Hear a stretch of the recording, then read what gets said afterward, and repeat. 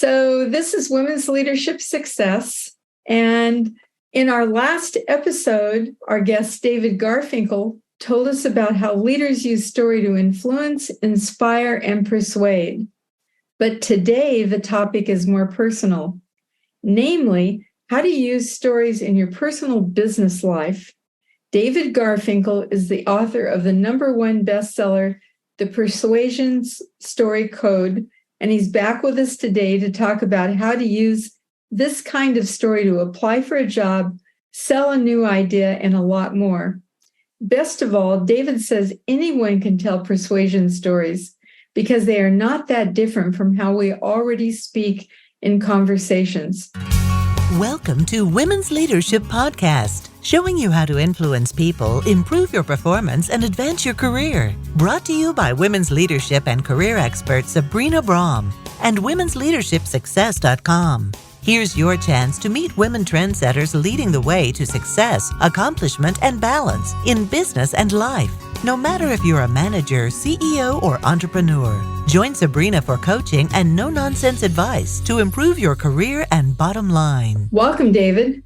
Thank you, Sabrina. And I just want to say to start with, I really enjoyed your book. And one of the things that you mentioned to me offline, I'd just like to ask you, how long have you been thinking about writing this book and the ideas that you've come up with? Well, I would say 45 years ago, I took a playwriting class in New York City when I was working as a journalist. Never worked as a screenwriter or playwright or novelist, but and I've been studying it ever since. And I've been thinking about it all through my journalism career, and the largest part of my career was in persuasion, as an advertising copywriter and a coach.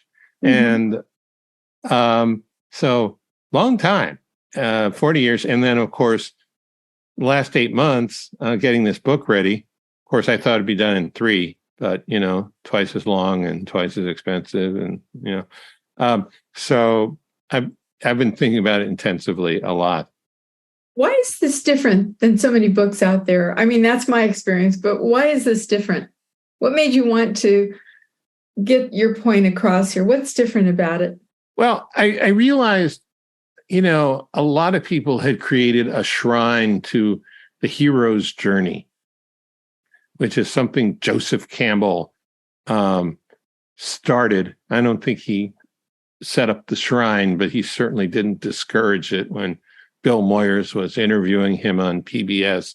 And then Hollywood has said that. And then there are a lot of these really narrow-minded people who are saying, in persuasion, in business, in advertising, the only story that works is a hero's journey, even though those actual words are a different kind of story, which I identify in my book.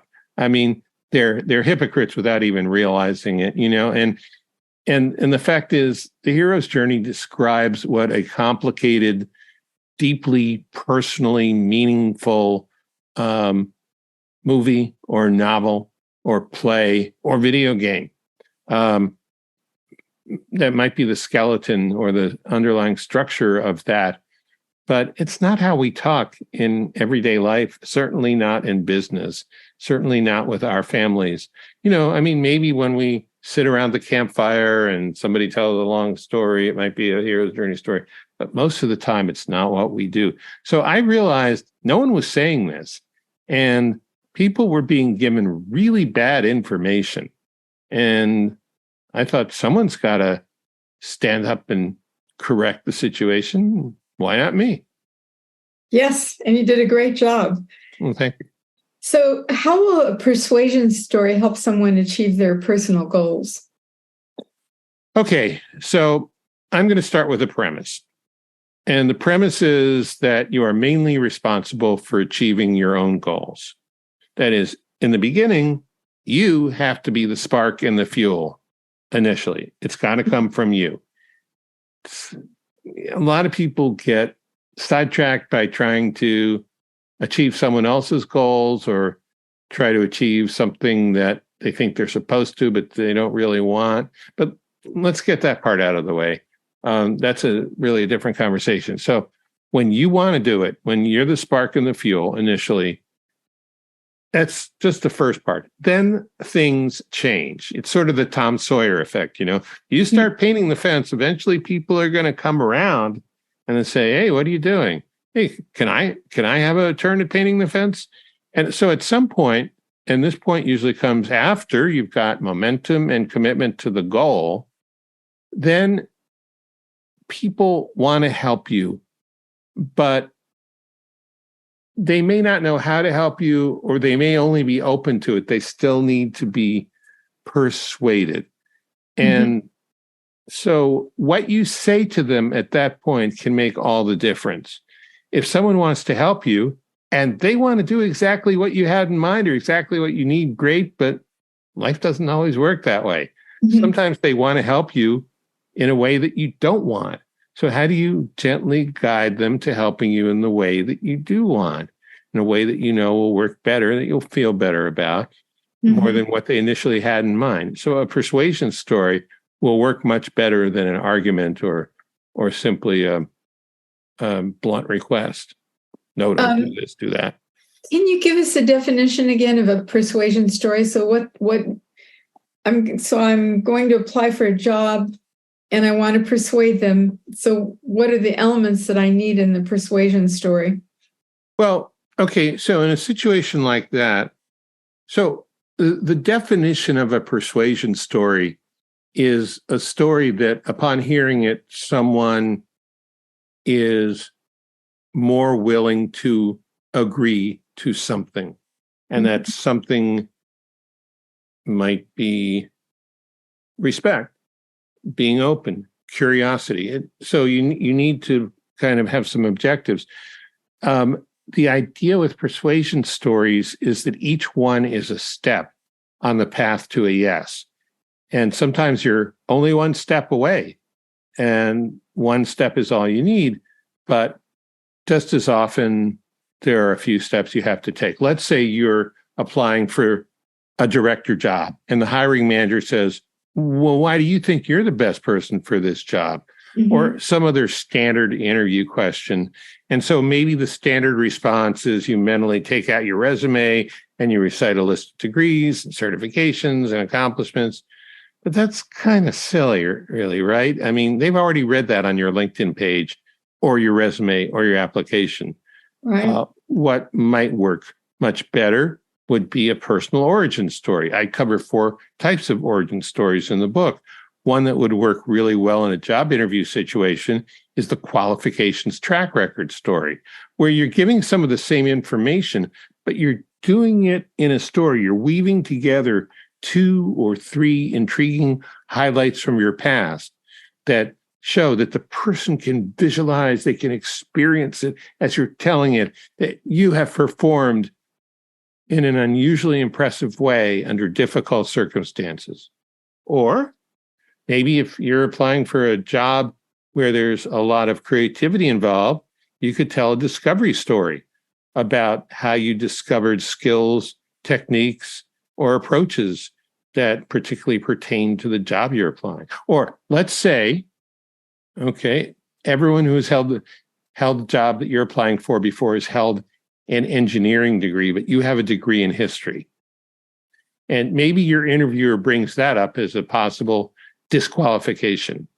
What you could do is tell what we call a story about something new or unfamiliar, particularly about how your background helped you in a previous job where you were the only person with that degree, and it allowed you to see and implement things that improved conditions for your employer that no one else could see because they were looking at it more in the standard way of their training from their profession.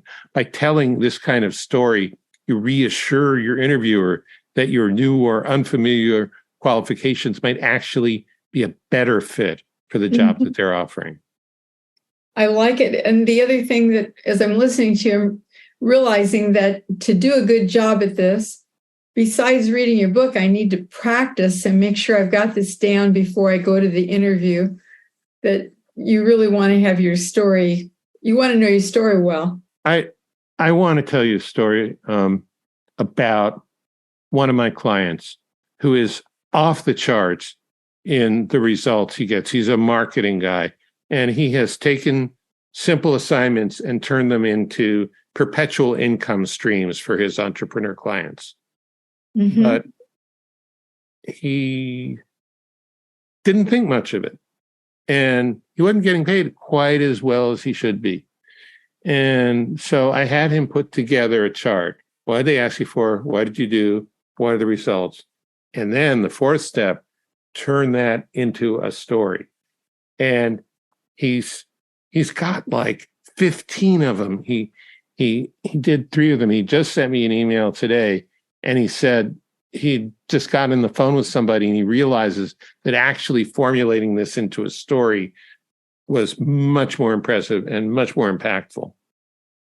So yeah, you don't have to memorize it like you're playing Hamlet or Othello, but you need to sort of have it at the tip of your tongue, like you're talking in normal conversation.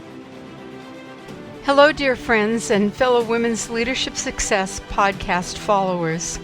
It's Sabrina here, and I'm reaching out with an opportunity close to my heart, the Impact Executive Leadership Mastermind. You've been with me on this incredible journey through the podcast, and now I'd like to invite you to take the next step with me.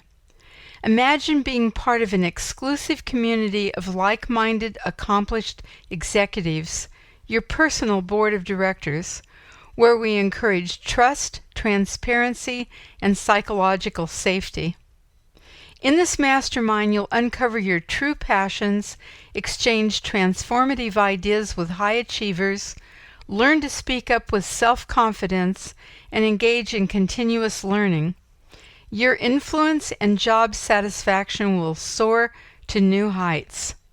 But this isn't just about us. It's also about giving back. As a member, you'll contribute to the future of leadership through giving back sessions for tomorrow's leaders. As a token of appreciation for your podcast support, as one of our founding members, you'll have access to over 3,000 in additional leadership and career development resources, plus invaluable networking and direct exchanges with your fellow mastermind members. Let's make this journey together. Don't hesitate. This is your chance to elevate your leadership, enrich your career, and continue our shared mission of empowering leaders. Connect and contact me, Sabrina Brahm, Executive Coach, on LinkedIn to schedule a chat to see if our Impact Executive Leadership Mastermind is a good fit for you now. And be sure to let me know if you're a subscriber for a special additional bonus. Together we'll create a future where your success and fellow mastermind members knows no bounds. Well, I love that story, and I'm wondering if you can tell us a story about someone who had a product or a service that used a persuasion story. To do what, or in what context? So they're trying to sell an idea or a product or a service. How did they use a persuasion story? Okay. I can't think of an actual example, but if you want to give me a product or a service, I'll show you how to do it. Okay, so let's say I'm selling Frisbees. Then how would I do that? What would I do to sell that Frisbee? How would I sell the idea with a persuasion story? So are you selling Frisbees on the street? Or are you selling them wholesale to wholesale into the big money here? Okay. And so what's different about your Frisbees than the Frisbees they already have in stock? They just fly through the air better. Okay, good. They're easier to hold, and the colors are gorgeous. Okay. So, I mean, you might go into the buyer for Target or the outdoor store or the party store, the fun and game store, and say, when our our team first came up with this, I wasn't too impressed. So I took it on a family picnic, and my daughter, who is 8, said, "Ew, this doesn't look like the Frisbee we usually play with, Dad. It's really pretty, but it doesn't seem right." And I said, "Okay." And I walked about 30 feet away. I said, "Just wing it at me." And it had this beautiful arc. And she said, "Daddy, I like this better." Great. That's wonderful. Okay. So, what gets in the way of people thinking that they can tell an effective story? Well, I think the biggest problem is what I would call the cult of the storyteller. We have a couple of major industries, Hollywood and fiction book publishing, where you have the best people in the world hawking their wares, and those are the stories that we consume. And somehow people have been led to believe that if they're not as good at writing or telling stories as these people, as Stephen King or David E. Kelly or I don't know who else. Who's the guy who did Billions? I can't think of his name right now. Then they're not worthy of telling stories at all. But it's not a fair comparison. I mean, you don't have to be Vanessa Williams to play tennis, right? I mean, right. Plus, well, people don't play tennis all the time. People tell stories all the time. It's in our nature. It's just how we roll as humans. So the reality is, you don't have to be a professional storyteller to tell an effective persuasion story. You just need to be human. And the good news is, all of us qualify for that, I think. Yeah, and all of us have lots of stories in us. No matter who you are, you've had experiences that could be interesting to other people. That's absolutely right. And one reason people don't do it is they don't quite know how to tell a story. They don't know what goes in it. That's something I tried to address in the book. I wanted to give people not only an example of the story, but tips and hints on how exactly to put your story together and what to look for. Right. So, you have easy steps that you do in order to make the story work really well. I do. That's one thing I learned to do a while ago, and I think it's one of the unique things I do when I teach. That I'm really able to break it down into tangible steps that non-experts can understand and use. Beautiful. So if someone's skeptical about an idea that you're trying to convince them about, what kind of persuasion story would help you build trust and get your ideas accepted? Okay. So there are a lot of good persuasion stories you can use, but I think one of the best for convincing a skeptical person is a case study. Now, when you hear the term case study, you might be thinking about, a white paper or some elaborate, detailed study of what you have to recite with lots of references and data. No, that's not the kind of case study I'm talking about here. A persuasion story case study is much simpler. If you have documented proof or anecdotal evidence that your idea will work, and you have discovered what the result your idea will provide is, that will be of interest to the person you're talking about, you can put together a case study this way. It's simply a listing of events in story format, a situation where something needed fixing or needed to happen, then events that unfolded, followed by the result you got. Now, when you tell these in a narrative fashion, the same way you would tell a friend about a trip to a new town, and everything is based on facts, it becomes very compelling. Can you give us an example? Well, there's one in my book. I don't remember all the details, but this guy, he did some kind of online training. Okay. And he was running ads on Facebook, and he was spending all this money and not filling up the classes. And so he went to a marketing consultant, and the marketing consultant is very analytical, almost had X-ray vision. And he found out there was nothing wrong with the Facebook ads. They were performing fine. There was something wrong inside his funnel process. I don't really remember exactly what it was, but it was something that was not be obvious even to most experts. So the consultant fixed that. And now this guy can't turn on his ads for more than 2 days because it keeps filling up his classes. That's a case study. Beautiful. So what's the most important things to remember when telling a good persuasion story? Okay. So first thing is, remember that your story is personal. Okay.